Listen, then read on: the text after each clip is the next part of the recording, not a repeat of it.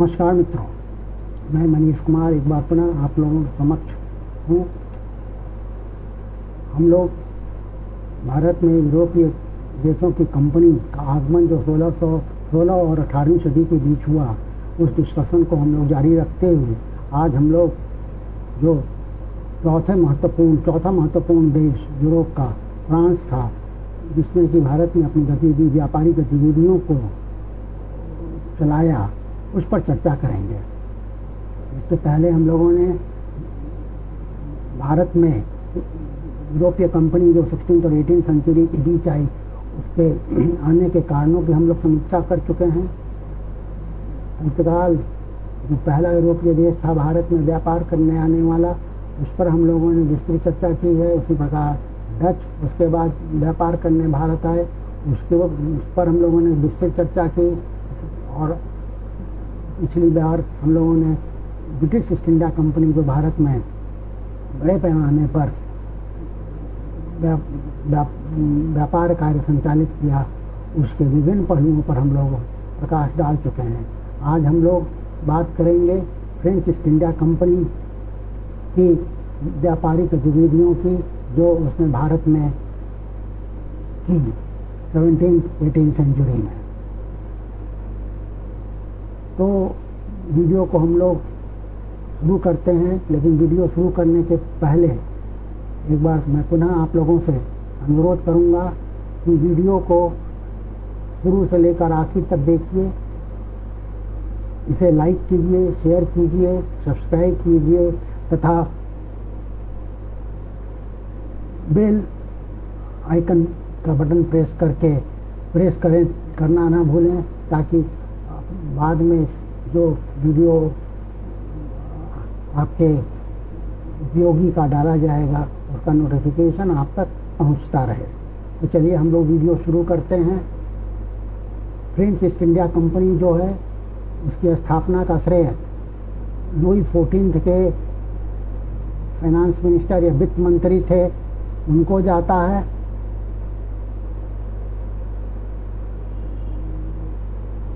इन्होंने important role play किया। 1664 में फ्रेंच ईस्ट इंडिया कंपनी की स्थापना हुई। यह एक सरकारी कंपनी थी। फ्रांसीसी सरकार ने इसमें इंटरेस्ट फ्री लोन 30 लाख लीवरे का दिया था, जिसे कि यह अपनी गतिविधि कर सके। इसके बाद फ्रांसवा कैरन और मार्करा भारत पहुँचे और 1668 में इन्होंने सूरत में फैक्ट्री की स्थापना की। 1668 में सूरत में फैक्ट्री की स्थापना करी। इसके बाद अगले ही साल गोलकुंडा के सुल्तान से एक पेटेंट प्राप्त करके इन्होंने मछलीपट्टनम में 1669 में मछलीपट्टनम में गोलकुंडा के सुल्तान से पेटेंट प्राप्त करके दूसरी फैक्ट्री एस्टेब्लिश करी।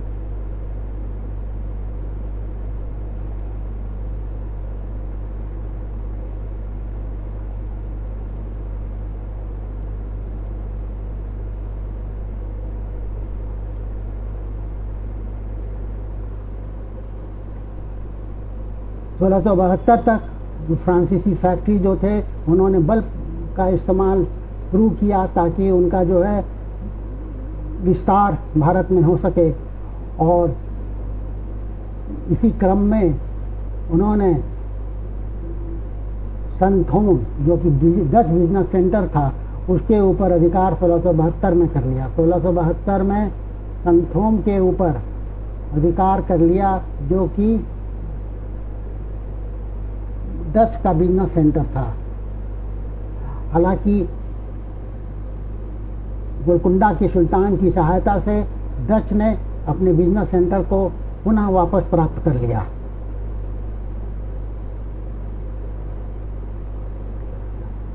एक बात जो उल्लेखनीय है, जो फ्रेंच ईस्ट इंडिया कंपनी जो है ब्रिटिश ईस्ट इंडिया कंपनी की तरह जॉइंट स्टॉक कंपनी नहीं था, यह सरकारी कंपनी था। अतः यह इसकी एक्टिविटी जो है उतनी स्वतंत्र रूप से नहीं हो सकती थी जैसा कि ब्रिटिश ईस्ट इंडिया कंपनी कर सकती थी। फ्रांसीसी और डच के बीच जो है प्रतिद्वंद्विता भारत में चली और इस प्रतिद्वंद्विता में, इस राइवलरी में अंग्रेज़ों ने डच का साथ दिया। इस तरह से हम देखते हैं कि जब 1693 में जब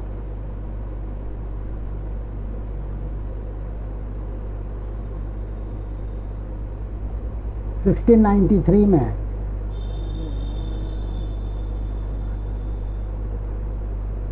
1693 में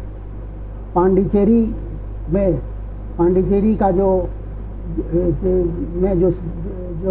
जिस फैक्ट्री की स्थापना फ्रांसीसियों ने की थी उसके ऊपर डच ने अधिकार कर लिया। लेकिन 1697 में रिजविक की ट्रीटी के साथ ही ये इसको फ्रांस को लौटा दिया डच ने। First quarter of 18th century में, मतलब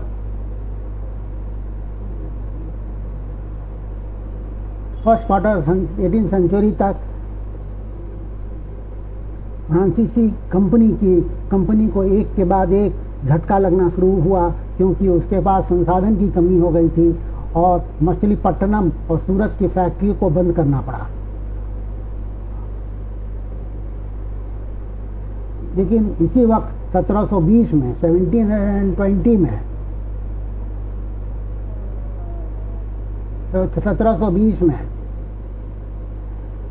इस कंपनी को रीस्ट्रक्चर किया गया, इसका पुनर्गठन किया गया और पुनर्गठन किया गया परपीचुअल कंपनी ऑफ द इंडीज के रूप में। पुनर्गठन करके परपीचुअल कंपनी ऑफ द इंडीज।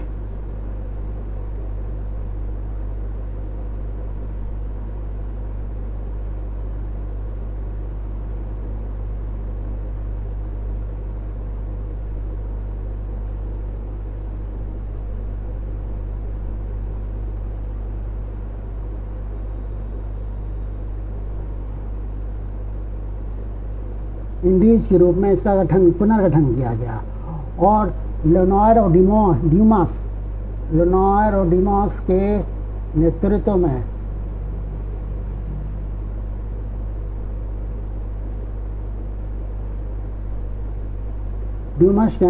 में फ्रांसीसी कंपनी जो है एक बार फिर समृद्ध हो गई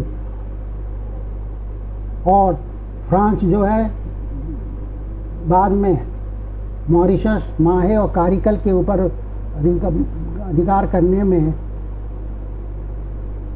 मॉरिशस,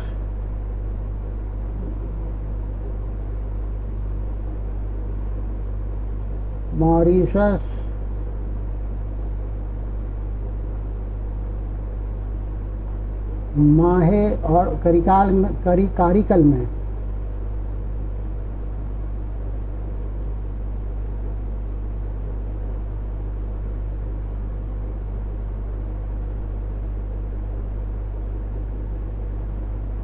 कारिकल में फ्रांसीसियों ने अधिकार कर लिया।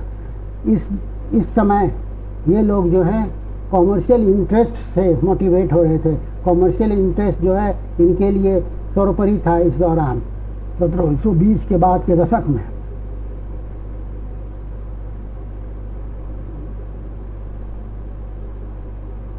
और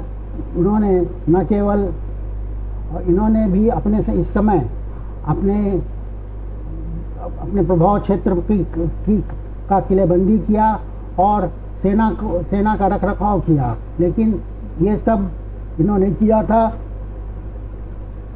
फ्रांसीसी हित की रक्षा के लिए, जो कि संभावित अंग्रेज और डच खतरे से, जिसको कि संभावित अंग्रेज और डच खतरे से बचाया जा सके। 1742 के बाद फिर से फ्रांसीसी कंपनी के स्वरूप और उद्देश्य में बदलाव आया। अब ये लोग फिर से एक इंपीरियल एक्सपेंशन, टेरिटोरियल एक्सपेंशन अर्थात साम्राज्यवादी प्रवृत्ति इनके लिए अब सर्वोपरि हो गया 1742 के बाद। और कॉमर्शियल मोटिव जो था, व्यापारिक जो इनका उद्देश्य था, वह एक बार फिर से पीछे चला गया या बैक सीट ले लिया। इसने फ्रांसीसी भारत के इतिहास में Anglo French struggle, Anglo French conflict में एक नया चैप्टर, एक नया अध्याय शुरू किया और जिसका कि राजनीतिक परिणाम भारत के लिए बहुत ही दूरगामी सिद्ध हुआ। इस तरह के संघर्ष में जो अंग्रेजों और फ्रांसीसियों के बीच जो संघर्ष हुआ 1740 से लेकर के 1763 तक, यह संघर्ष जो है कर्नाटक युद्ध के नाम से भी जाना जाता है।